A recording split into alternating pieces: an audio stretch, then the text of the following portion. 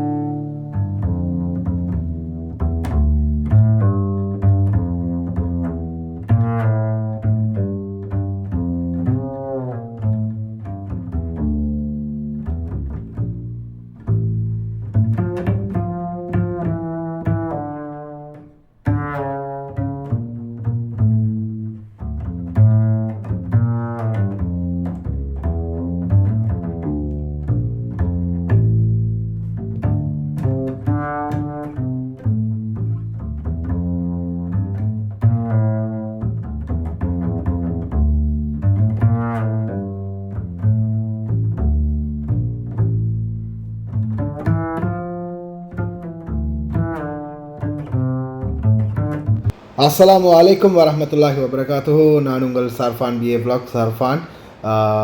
தற்போது இந்த வீடியோ காட்சியை பார்த்துருப்பீங்கன்னு நினைக்கிறேன். வெளிநாடு வாழ் தாய் தந்தையர்களே, அன்பார்ந்த சகோதர சகோதரிகளே, உங்களுடைய குழந்தைகளுக்கும் இது போன்ற ஆபத்துக்கள் வராமல் இருக்க தயவு செய்து நடவடிக்கை எடுங்க. இது போன்ற பிரச்சனைகள் நிறையவே நாட்டில் இப்போ நடந்து கொண்டிருக்கின்றது. அதே மாதிரி உங்களுடைய குழந்தைகளுடைய பாதுகாப்பு தன்மை என்ன என்பதையும் தயவுசெய்து சற்று சிந்தித்து பாருங்கள்.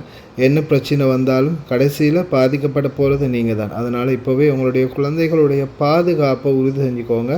வெளிநாடு வாழ் தாய் தந்தையர்கள் அனைவருக்கும் இதை மறக்காமல் அனுப்பி வைங்க. இந்த மாதிரி வீடியோக்களை பார்க்கும்போது தான் அவங்களுக்கும் நாட்டுடைய நிலைமை என்ன அப்படின்றது தெரியும். அதே மாதிரி குழந்தைகளுக்கான பாதுகாப்பு தன்மையை எப்படி உறுதி செய்கிறது அப்படின்றதையும் அவங்களுக்கு மறக்காமல் சொல்லி வைங்க. அதே மாதிரி முக்கியமான விடயம் என்னென்னா, தொடர்ந்தும் ஒவ்வொரு நாளும் உங்களுடைய குடும்பத்தில் இருக்கக்கூடிய உறவுகளோடு அதாவது குழந்தைகளோடு மறக்காமல் தொடர்ந்து காண்டாக்ட் பண்ணுங்கள், பேசுங்க. அதுதான் முக்கியமானது. அதில் தயவு செய்து கொஞ்சம் சிந்தித்து செயல்படுங்க. ரொம்ப கவனமாக இருங்க.